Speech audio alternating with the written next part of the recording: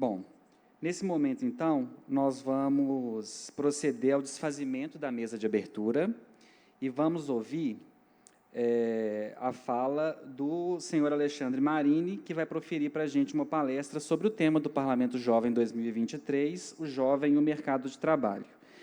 O Alexandre é sociólogo e educador, doutorando em educação, doutorando e mestre em educação e especialista em gestão educacional. Ele trabalha na Secretaria do Estado, na Secretaria de Educação do Estado, onde atua como analista educacional na coordenação de ações de aprendizagem. Então, eu agradeço imensamente a participação da mesa, agradeço imensamente as falas de vocês, e vocês estão convidados a assistir, né, aqueles que quiserem assistir agora a fala do Alexandre. Muitíssimo obrigado, viu?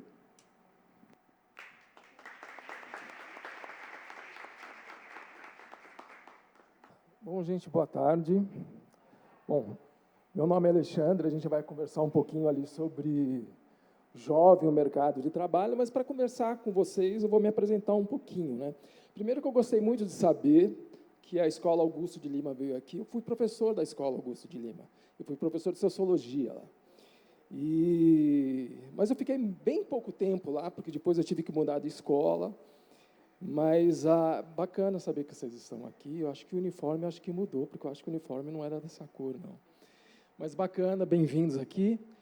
E a gente vai conversar um pouquinho sobre isso, mas para me apresentar, eu gostaria de falar. Quem é esse cara que está aqui, que vem conversar com vocês? Eu sou professor, eu estou na Secretaria de Educação, eu trabalho como analista educacional. E o que eu faço lá? Eu faço essas políticas públicas que têm a ver com o novo ensino médio. Então, se vocês quiserem discutir sobre o novo ensino médio, a gente pode discutir bastante sobre o novo ensino médio. Mas a gente veio aqui para falar outra coisa, né, sobre o jovem e o mercado de trabalho. E para falar um pouquinho sobre isso, vamos ver aqui. Vamos começar. Como ele já me apresentou, todo o percurso que eu fiz, depois de ter feito Ciências Sociais na FMG, tem a ver com o trabalho do professor. Então, eu fui pesquisar, eu sou especialista em gestão educacional, fui pesquisar o trabalho nas escolas e das escolas. Depois do mestrado, fui pesquisar como que a censura acontece no trabalho do professor. E agora, no doutorado, eu pesquiso o que é esse tal de protagonismo e como que o professor se vê diante do protagonismo do estudante. Como que isso acontece? E aí, como a gente vai falar um pouquinho sobre jovem e mercado de trabalho, eu queria dizer exatamente isso, que eu sou um especialista em educação, em trabalho do professor. Mas, óbvio que essa expertise, se é que a gente pode chamar de expertise, porque, na verdade, eu tenho muitas dúvidas e poucas certezas, eu acho que pode ajudar um pouquinho a gente discutir sobre o tema de hoje. Tá? Então, para começar a falar sobre isso, eu queria... Eu deixei um livro em algum lugar, eu acho que está com um rapaz... Você está com um livro na minha... Você pode trazer aqui um pouquinho, se eu queria mostrar uma coisa nesse livro? Uma das coisas que são essenciais no trabalho é o quê? A mão. A gente não dá muito valor para a mão, a gente fala muito sobre cérebro, né? Sobre pensar, mas e a mão? Muito obrigado. Esse livro aqui é um livro qualquer. Eu trouxe aqui um livro que eu li há muitos anos atrás, Retrato do Artista Quando Jovem, do James Joyce. Okay? O que ele fez? Qual que é o seu nome? O que o Eric fez? Vou devolver. Ele fez um trabalho. Ele saiu dali, da onde que ele estava, pegou o livro e trouxe para mim. O que ele fez, o nome disso, é trabalho. Um trabalho não remunerado. Quem é mulher sabe muito bem o que é trabalho não remunerado. Né? Afinal de contas, as mulheres trabalham para educar os filhos, para depois eles chegarem no mercado de trabalho, sem ganhar um tostão sequer por isso. E o trabalho... ele tem um valor muito grande, por quê? Porque ele é a essência do ser humano. O trabalho é aquilo que transforma o mundo. Isso que o Eric fez, transforma o mundo? Transformou? Transforma, gente. É que a gente não dá valor. A gente chama de gentileza, mas isso é trabalho, isso transforma o mundo. Talvez é porque tenha sido uma coisa muito muito pontual. Mas vocês conhecem a Amazon? Amazon, não sei como vocês pronunciam. O que a Amazon faz? Ele pega um livro e entrega na sua casa. Esse é o trabalho da Amazon. E ele transforma o mundo. O mundo está completamente diferente. Só que eles não fazem sem que você pague. O trabalho da Amazon é remunerado. O dono da Amazon hoje é um dos homens mais ricos do mundo. O trabalho, então, é essa a essência do ser humano. A gente usa as nossas mãos para transformar o mundo. E transformando o mundo, a gente muda o quê? A maneira com que a gente vê, a maneira com que a gente pensa, a maneira com que a gente age. Então, as mãos da gente, elas são muito poderosas. E as mãos das crianças também. As mãos das crianças também são muito poderosas. Elas foram extremamente importantes no quê? Na transformação do mercado de trabalho. De que jeito? Teve uma época da nossa evolução que a gente chama de Revolução Industrial. Vocês aprendem isso na aula de História, principalmente. Na Revolução Industrial, as mãos das crianças eram muito importantes. Por quê? Porque se criavam durante essa época grandes máquinas, mas que não eram pensadas como as máquinas são pensadas hoje. E, para isso, a gente precisava das mãos das crianças. Boa parte do que a gente é hoje, do que a gente encontra hoje, que a gente tem na vida de hoje, tem trabalho infantil. As mãos pequenas das crianças eram necessárias para essas grandes máquinas. Eu queria marcar justamente a questão da mão, porque a gente vai voltar nela, ok? Mas eu queria tratar um pouquinho com vocês sobre dilema. Vocês sabem o que é dilema? Vocês não sabem, a gente vai fazer, então, uma dinâmica agora. Eu juro para vocês, eu preciso de 6 pessoas, mas eu juro que eu não vou perguntar nada para essas 6 pessoas e eu não vou fazer ninguém passar vergonha. Alguém 6 pessoas pode vir aqui na frente? Então, vamos lá. 6 pessoas. Eu não vou fazer ninguém passar vergonha, gente, por favor. O dilema é o seguinte, eu vou fazer uma pergunta e vocês vão me responder. Tem 3 pessoas ali e 3 pessoas aqui. Entendam que eu sou um metrô, um trem, alguma coisa assim, e eu estou indo naquela direção. E eu estou dentro de um trilho, no meio de um trilho, e esse trilho, ele vem para essa direção aqui. Vai pegar essas 3 pessoas. E onde vocês estão sentados, tem um botão que vocês podem desviar. 3 pessoas ali, eu como trem, indo naquela direção, e vocês têm um botão que pode fazer com que eu desvie e venha para essa direção aqui. Vocês fazem alguma coisa? Vocês apertam o botão para eu desviar? Oi? Mas eu quero saber, aperta ou não aperta? Quem apertaria? São 3 pessoas lá e 3 pessoas aqui. Difícil. Vamos colocar fazer um pouquinho diferente, então. Agora você vai para lá e você também vai para lá. Você fica aí. Ok. Agora é a mesma situação. Agora tem 5 pessoas ali e uma pessoa só ali. Ok? Mas agora o trem não está mais indo naquela direção. Por algum motivo, alguém apertou o botão e mudou para aquela direção. Então, agora eu sou o trem e vou atropelar e matar essas 5 pessoas. Mas vocês têm um botão aí de novo. Vocês apertam ou não apertam? Aperta? Quem mais aperta?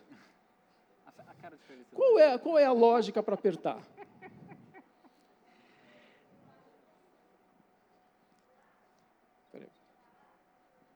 Se você for na direção da esquerda, tem mais probabilidade de você matar mais pessoas do que na direita. Então, acho que por isso eu apertaria o botão. E aí, então, a lógica é quantitativa. Ok, então, azar o seu, você ia sobreviver, mas ela apertou o botão e já era. Ok? Porque ela preferiu salvar 5 pessoas do que salvar você. Mas agora eu vou te dar uma outra informação, ok? Ela, você conhece ela? Nunca viu? Mas eu vou dizer uma coisa para você. Já viu, sim. A revelação é a seguinte: ela é sua mãe. Me mata agora. E aí, você vai apertar o botão para desviar dela ou você vai salvar a sua mãe? Você vai querer proteger quem? A sua mãe ou aquelas 5 pessoas? O seu cálculo continua sendo quantitativo? Devido a essa informação extra, assim, a mais, eu não olharia tanto quantitativo. É minha mãe. Tem um grau de parentesco muito forte. Então, desculpa, vocês estão mortos, só porque ela só pensa na mãe dela.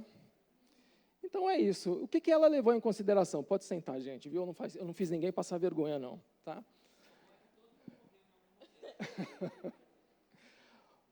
O que a gente levou em consideração aí? A gente levou, pode ser que quem não tenha falado se tinha apertado ou não, mas o que normalmente a gente leva é alguma lógica que, de uma forma ou de outra, está ligada à nossa moral, à nossa ética. E é difícil decidir um dilema, porque qualquer que seja a nossa decisão, a nossa escolha, o resultado nunca vai ser ótimo. Sempre vai ser um problema, ok? O resultado sempre vai considerar, também dentro desse resultado, alguma coisa não satisfatória. Então, o dilema é isso. Democracia. Eu queria que vocês pensassem a democracia. O vereador Gabriel falou sobre tecnologia, e a gente vai falar também sobre tecnologia.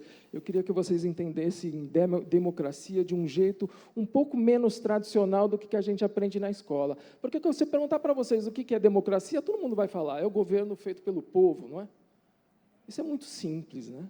É um governo em que a gente possa participar, mas eu quero que vocês pensem em democracia de uma outra maneira, como se ela fosse uma tecnologia. Porque é isso que a democracia é. A democracia ela não existia antes, ela passou a existir, ela foi construída. Ela é uma construção social, e como construção social, ela é uma tecnologia. Só que a gente, como toda tecnologia, a gente precisa aprender a utilizar essa tecnologia. Se a gente não aprende a utilizar essa tecnologia, como é que a gente faz? E aí eu pergunto para vocês, quais são os espaços que vocês frequentam que são democráticos? Por exemplo, a casa de vocês é democrática? A igreja que vocês frequentam é democrática? É democrática? Vocês podem fazer o que vocês quiserem, vocês decidem antes do que vocês vão fazer? O trabalho, se alguém trabalha aqui, você acha que o ambiente de trabalho é um ambiente democrático? A escola de vocês é democrática? Aí eu pergunto, se nenhum dos ambientes que vocês vivem são democráticos, como é que a gente pode exigir que vocês saibam utilizar a democracia? De que jeito? A gente está pedindo justamente para que vocês venham aqui e aprendam a mexer nessa ferramenta. Isso aqui é uma fotografia. Foi tirada com essa tecnologia aqui, ó, um celular que todo mundo tem na mão. Todo mundo sabe tirar uma fotografia de celular. E aquilo é uma fotografia tirada por celular. Por alguém que acabou de aprender a mexer com o tirar a fotografia pelo celular. Essa é também o mesmo lugar. O mesmo lugar, só que com alguém que sabe mexer com câmera fotográfica de celular. O mesmo lugar. O mesmo equipamento. Alguém que não sabe mexer direito e alguém que sabe mexer direito. A mesma coisa com essa daqui. É uma criança que está ali no meio do campo, uma fotografia comum, todo mundo sabe tirar, e aí, de repente, a gente tem essa tecnologia na mão de um profissional. Olha a qualidade que fica, olha a diferença que fica. Vocês acham que isso também não acontece com democracia? Quando a gente aprende a mexer com essa tecnologia, coisas boas se tornam melhores. Mercado de trabalho. Quando a gente fala de mercado de trabalho, eu queria que vocês prestassem uma atenção a essa expressão. Trabalho é a essência, certo? A gente trabalha desde que existe no mundo. Qualquer ação que modifica o mundo é trabalho, remunerado ou não. Então, a essência do ser humano é o trabalho. Agora, quando a gente coloca aquele mercado ali na expressão, o que a gente está querendo dizer? Que o nosso trabalho é mercadoria. E eu pergunto para vocês, é mercadoria que vocês querem ser? Quando vocês falam, jovem no mercado de trabalho, eu quero entrar no mercado de trabalho, vocês querem entrar de que jeito? Como mercadoria? Será que a gente não tem que problematizar exatamente o que vem a ser mercado de trabalho, o que eu quero fazer, de que jeito que eu quero me inserir nisso daí? Eu gosto muito de filmes, e todo mundo que gosta de filmes consegue eleger aquelas cenas mais icônicas, né, que sempre estão lembrando. E a cena mais icônica para mim, uma das, né, é do filme infantil do Toy Story, que tem o Buzz Lightyear. Todo mundo conhece o Buzz Lightyear, né? Ele é um brinquedo, só que ele não sabe que é um brinquedo com vida. Só que chega um determinado momento que ele descobre que ele é um brinquedo. Ele está tentando resolver uma situação, e aí ele olha para o que está passando na televisão, e ele percebe, ele na televisão, está passando o comercial dele, e ele não entende aquilo. Foi aí que ele começa, então, a perceber que ele é um produto, que ele é uma mercadoria. Ele é só mais um. Ele não é especial. Essa cena, para mim, é chocante, porque é justamente isso que a gente espera, que a gente seja especial. E que o mercado de trabalho veja a gente como especial. Agora, se a gente não é, qual que é a solução? Será que a solução da gente é se destacar? E como que a gente faz para se destacar? Eu posso fazer curso, eu vou estudar mais, eu vou ler livros, vou fazer uma especialização, vou aprender a falar melhor, vou aprender a me vestir melhor, vou aprender a fazer... para tentar me destacar frente aos outros. Para a gente conseguir isso está no nível individual, para eu resolver isso, é dessa maneira?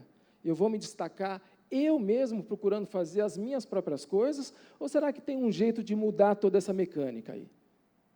Será que eu consigo mudar essa mecânica? Será que o resultado que eu vou conseguir sozinho vai afetar outras pessoas, ou eu não devo me importar com as outras pessoas? Como se destacar, você individualmente pode até saber. Mas será que a gente vai estar resolvendo esse problema? E aí a gente entra num tema que é a tecnologia, que o próprio vereador Gabriel falou, que, né, afeta muito e vai afetar muito mais vocês, a geração de vocês. A tecnologia, a gente, né, desde já há algum tempo, a gente percebe que a tecnologia vem cada vez mais ocupando as coisas que a gente fazia. O primeiro processo da tecnologia que a gente pode chamar é a automatização. Okay? O que é automatização? Vamos pensar em tecnologia cada vez mais ocupando um pouquinho dos nossos espaços. A automatização, a gente pode lembrar das esteiras, né? Das linhas de produção. As pessoas não precisavam mais buscar, eles tinham uma linha de produção, as coisas apareciam na frente deles e eles começavam a fazer os parafusar, apertar porcas, fazer o que for necessário. Esse é o primeiro processo. Depois vem a robotização, que começa a ocupar o lugar dos braços da gente e fazer algumas coisas que a nossa mão também sabe fazer, coisas primárias da nossa mão. A robotização já é muito conhecida, né? A linha de produção de um automóvel utiliza braços, né, robóticos. Onde tem braços ali, antes tinha o quê? Pessoas trabalhando. E aí a gente entra no outro processo, que é o processo de automação. E quando a gente entra num processo de automação, vamos separar aqui, deixar bem claro. Vocês sabem qual que é a diferença de automação com automatização? Automatização é uma coisa, automação é outra coisa. Para ficar mais ou menos claro, imagina um ventilador. O ventilador, ele tem um trabalho para fazer vento. Você coloca ele na tomada, liga ali, ele fica lá, balançando para lá e para cá e faz vento. Ele é um processo automático. Automatizamos o trabalho de fazer vento. Já o ar-condicionado não. O ar-condicionado é uma automação. Você coloca lá, eu quero que alcance 19 graus. Ele vai trabalhar, ele vai até fazer vento, mas ele vai trabalhar e vai alcançar 19 graus. Quando chegar nos 19 graus, o que ele faz? Para de trabalhar. Isso é automação. E aí a temperatura volta a subir. E ele percebe, opa, tenho que trabalhar de novo. E ele começa a trabalhar de novo. Isso é automação. Só que a partir do momento que eu coloco algoritmos nesse processo, que essas coisas que a gente tem aqui no nosso celular, aí as coisas ficam mais complexas. A gente começa a perceber que todo esse processo de automação, ele ocupa parte essenciais do nosso corpo, que a gente usa para trabalhar. As nossas pernas, a gente não precisa mais ir até o restaurante buscar a nossa comida. Trazem para a gente. E também os braços e até as mãos, e inclusive as partes mais essenciais do pensamento humano, como decorar alguma coisa, pesquisar alguma coisa, buscar alguma coisa. Os algoritmos já conseguem fazer isso de uma maneira muito rápida. E aí a gente volta para a mão.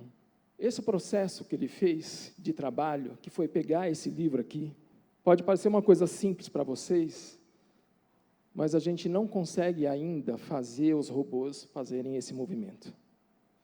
É muito difícil. A Amazon está trabalhando nisso. O que ela está trabalhando? Um robô que consiga fazer esse movimento. Olhar um livro, pegar, colocar dentro de uma embalagem e depois enviar para a gente. Okay? Só que é muito difícil fazer esse movimento, porque isso é o que eu sei que é livro, eu sei que isso não quebra. Mas como que o robô sabe diferenciar um livro disso daqui? Ou de uma taça de cristal? Ou de uma anilha de 5 quilos? Essa capacidade nós temos, eles não têm. Mas vocês acham que a Amazon já não está trabalhando nisso? Tá. E, em breve, todo aquele centro de logística, que tem muita gente empregada dentro desse centro de logística, vai ser substituído porque os robôs já estão pegando as coisas. Nem para isso mais a gente vai servir. Então, eu quero chamar a atenção para vocês que quando a gente cria uma tecnologia, como uma tecnologia criada, não necessariamente, e muito provavelmente que ela está sendo criada para te substituir. Então, a gente precisa olhar para a tecnologia de uma maneira crítica. Bom, e agora a gente tem a inteligência artificial. Eu não sei se alguém já brincou com um chat GPT. Já? Eu não sei se vocês estão assustados, mas eu estou extremamente assustado.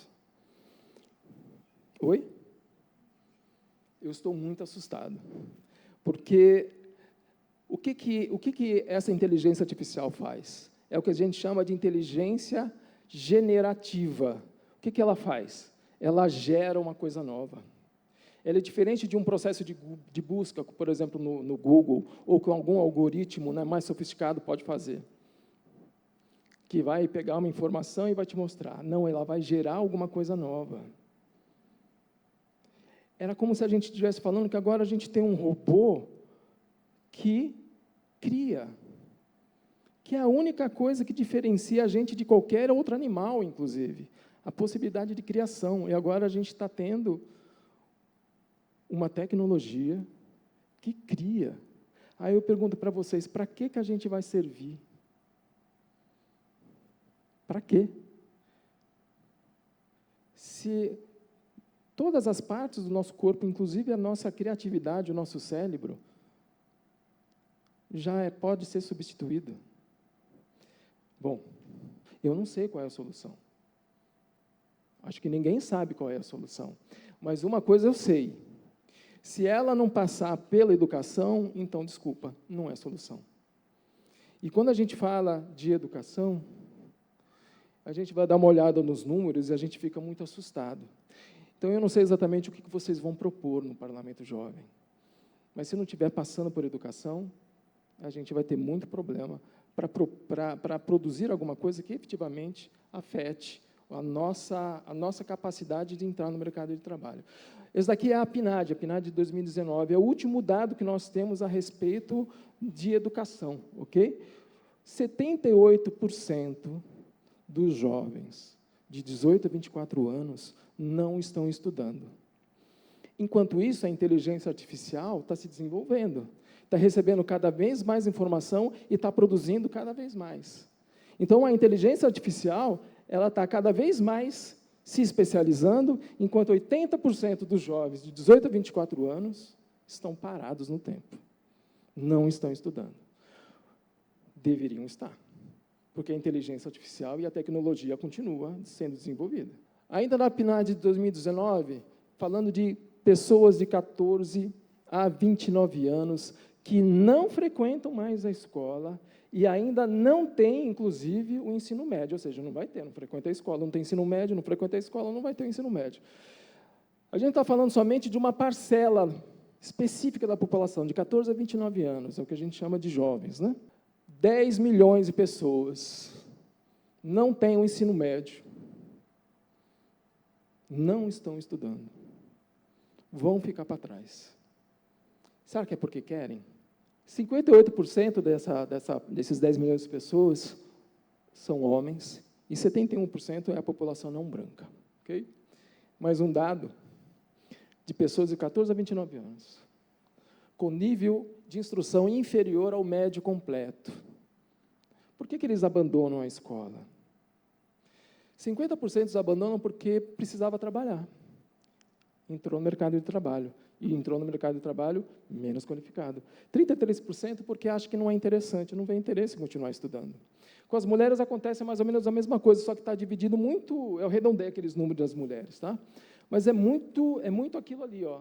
24% abandonam porque precisa trabalhar, 24% porque falta interesse em continuar os estudos no ensino médio e 24% por causa da gravidez. Se a gente quer mexer com o mercado de trabalho e tornar ele menos competitivo, a gente precisa mexer com essas coisas. Por que o ensino médio não é interessante? Essa é uma pergunta que a gente tem que fazer. E o que a gente faz para ele se tornar interessante? Então, um penúltimo dado, nível de instrução de pessoas com 25 anos. Tá? Porque, normalmente, as pessoas falam assim, olha, eu acho que a gente precisa de ensino técnico. Ok, pode ser uma opção, ensino técnico. Mas vamos dar uma olhada ali na quantidade de pessoas que têm mais de 25 anos e que têm ensino superior. Olha lá, 17%. Somente 17% da população com mais de 25 anos tem ensino superior. Ou seja, a gente pode desenvolver o ensino técnico? Podemos, mas se percebe que ainda existe muito espaço para crescimento no ensino superior? Então, dizer, olha, não vamos mais incentivar o ensino superior, vamos fazer políticas de ensino técnico, não esqueçam desse número aqui, ó. É a última barrinha ali, ó, 17% com ensino superior completo. A gente tinha ainda uma grande estrada aí para a gente poder acessar o ensino superior. Tá? E esse último dado aqui, porque esse é um dado muito recente, inclusive o IPEA, quando faz a apresentação dos dados, eles fazem uns gráficos bacanas e a gente ainda não tem gráfico disso. Mas eles fazem a seguinte pergunta, se eu termino o ensino médio, quanto que isso me dá de retorno salarial? Normalmente, quando a gente vê as pesquisas, eles colocam todo mundo no mesmo saco. E aí, uma pessoa que termina o ensino médio em Belo Horizonte, no centro de Belo Horizonte, uma pessoa que não termina o ensino médio numa cidade no interior do Acre, está tudo dentro do mesmo saco, e a diferença salarial aumenta. Aqui, eles estão pegando pessoas do mesmo lugar, que frequentam a mesma escola, do mesmo espaço geográfico, e o retorno salarial é de 11% a 20% a mais de quem tem o ensino médio. Vocês podem pensar, nossa, eu vou ganhar 10% a mais, 11% a mais se eu terminar o ensino médio? Pode parecer pouco. Só que lembra que o ensino médio, ele não é fim, ele é porta de acesso para o resto da educação, que a gente não pode parar de estudar. E aí, quando a gente acessa o ensino superior ou o ensino tecnológico, a diferença salarial é muito maior. Ok? Então, tá. Aí a gente volta para dilemas. E aí eu trouxe 3 dilemas para vocês. Normalmente, quem faz a área de humanas e depois vai ser professor, escuta, humanas é muito fácil.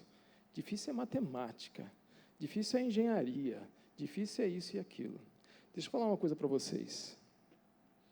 Eu vejo prédios gigantescos sendo criados o tempo todo. Eu vejo pontes e viadutos sendo criados o tempo todo. Mas eu não vejo os problemas sociais sendo resolvidos. É muito mais difícil resolver os problemas da humanidade, que envolvem as relações humanas. Bom, vamos ao primeiro dilema.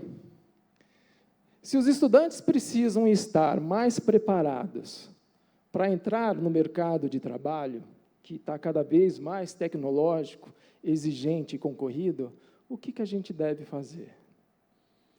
Se aumentar o tempo na escola, a escola não servirá para quem precisa trabalhar para sobreviver e viver em casa, e ajudar em casa.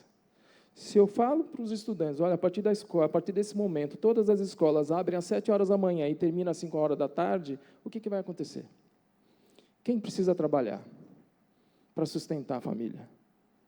Como é que faz? Eles vão embora, vão desistir? É a evasão escolar que a gente quer incentivar? Então, se a gente aumentar o tempo da escola, imaginando que a gente vai preparar, então, melhor o estudante para o mercado de trabalho, a gente pode estar criando o quê? Um outro problema. A evasão escolar. 2, se diminuir o tempo na escola, né, que é muita gente, já sou aluno trabalhador, eu preciso sair às 11 horas da manhã, preciso sair às 10h30 da manhã, porque eu pego o trabalho meio-dia. Se diminuir o tempo na escola, como que a gente vai aprender o tanto que a gente precisa aprender para ser competitivo no mercado de trabalho? Você percebe que a gente está diante de um dilema? O dilema número 2. Os recursos naturais, meio ambiente. Os recursos naturais são finitos e a preservação do meio ambiente é fundamental para a manutenção da vida humana e de outras espécies. Devemos usar menos recursos naturais e preservar mais o meio ambiente. Mas, se a gente diminui o consumo, diminuímos a produção. Se a gente diminui a produção, a gente diminui o quê? A oferta de emprego. Menos emprego. É isso que vocês querem discutir no jovem mercado de trabalho? Oferecer políticas de menos oferta de emprego? Ou, se escolhemos aumentar a oferta de emprego, precisamos aumentar o consumo para ter que produzir e empregar mais pessoas, o que exigirá mais recursos naturais e uma maior degradação da natureza. E aí, para onde vocês vão? Qual lado? Vamos destruir o resto do planeta? E vamos ver o que vai acontecer, até quando a gente consegue sobreviver, para a gente criar mais emprego hoje? E se a gente criar mais emprego hoje, o que vai acontecer depois? E o dilema número 3. As tecnologias, isso é uma pergunta, ok? As tecnologias podem ser reguladas para que sejam utilizadas sem malefício da perda de empregos e diminuição de renda? Ou seja, se a tecnologia está acontecendo e ela está tirando emprego das pessoas, a gente pode discutir isso também num outro momento, ok?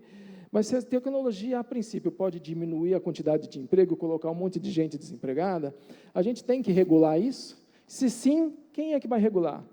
Se não, como que a gente vai planejar o futuro? A gente vai esperar uma mão invisível regular tudo para a gente? Depois, como que a gente atrela políticas de proteção ao emprego e, ao mesmo tempo, a gente não vai impedir o avanço tecnológico? Então, eu regulo, eu não deixo que o avanço tecnológico tire empregos, mas, ao mesmo tempo, será que eu não vou estar impedindo o avanço tecnológico? Será que é isso que a gente quer? E como que eu vou garantir o emprego em determinada região se ela se tornar, justamente por causa da regulação, das políticas de regulação, se ela se tornar economicamente menos competitiva? E se ela se tornar menos competitiva, o que acontece? Os empregos vão para outra região e aquelas pessoas ficam desempregadas. Percebe como, então, é difícil? Então, o que eu estou querendo, a mensagem que eu queria trazer para vocês é justamente essa, de que eu não sei exatamente quais são as proposições que vocês vão fazer, tá? Mas ética e moral afetam as nossas práticas, afetam as nossas ações. E isso tem a ver com o processo de luta, que pode ser que a luta do outro e a visão do outro, as ideias do outro sejam diferentes de vocês. Mas vocês estão justamente aqui num processo de discussão, de falar, de entender o lugar do outro.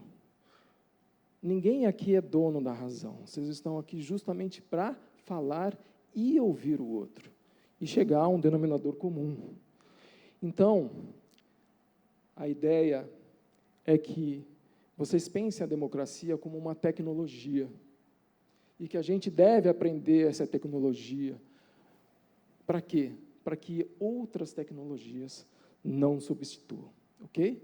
A mensagem era essa, mas antes de terminar, eu gostaria só de... Não sei se vocês leram no jornal, ou viram no jornal, nessa semana, essa professora, ela foi assassinada lá numa escola do ensino médio em São Paulo. Ela tinha 71 anos de idade. Ela estava em sala de aula. Mas ela não estava em sala de aula porque ela esqueceu de se aposentar. Não, ela já era aposentada. Ela trabalhava no Instituto Adolph Lutz, se aposentou como técnica do Instituto Adolph Lutz. E aí, quando foi 2015, ela fez um concurso porque ela queria ser professora. Então, ela é uma professora nova, apesar dela ter 71 anos de idade. E ela morreu. O menino que foi lá e matou essa professora, ele foi com essa intenção. E aí, quando acontecem coisas assim desse tipo, que não deveriam acontecer no mundo da gente, a gente vê soluções que, na verdade, não são soluções. A gente ouve, tem que fazer revista nos alunos. Quem aqui é estudante, 500 alunos, 1.000 alunos entrando às 7 horas da manhã, como que a gente vai revistar os alunos? Tem que colocar um detector de metal. Como você vai passar 500 alunos no detector de metal, gente? Olha a confusão que ia ser. Tem que colocar um policial em cada escola. Pensa um pouquinho. Você sabe qual é o efetivo de Minas Gerais, de polícia? 30, 35 mil policiais. Sabe quantas escolas de ensino, escolas estaduais nós temos? Mais de 4 mil. Isso significa que a gente precisaria de, no mínimo, 4 mil policiais para ele ficar num turno só. Só que ele folga. E as escolas também operam em outros horários, né? Os outros turnos, opera de tarde, opera de noite. A gente precisaria de quantos? 10 mil policiais? 1/3 dos policiais que a gente tem de efetivo no Minas Gerais inteiro.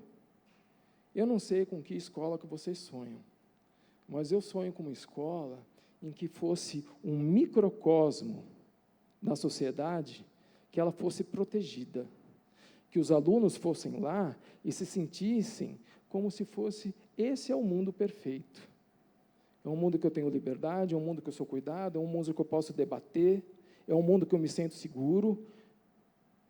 O mundo que eu sonho, e que a escola deveria ser assim, não é um mundo onde eu sou revistado, não é um mundo onde eu tenho que passar por um detector de metal. Não é um mundo em para que ele funcionar tem que ter um policial na porta da escola. O trabalho transforma o mundo, e vocês vão começar a entrar no mercado de trabalho. Eu não sei o que vocês vão fazer, mas eu quero que vocês tenham essa consciência, que o trabalho de vocês mudará o mundo, de alguma forma. Eu quero que a consciência de vocês seja justamente essa, de olhar criticamente e perceber como que eu estou transformando o mundo, como que o meu trabalho, pode ser muito simples, mas como que ele afeta o mundo, porque eu estou transformando ele. A gente pode até não perceber, que nem o Eric quando trouxe o livro para mim. Mas o trabalho transforma o mundo, e vocês vão transformar ele, ok? É isso, gente. Valeu, obrigado.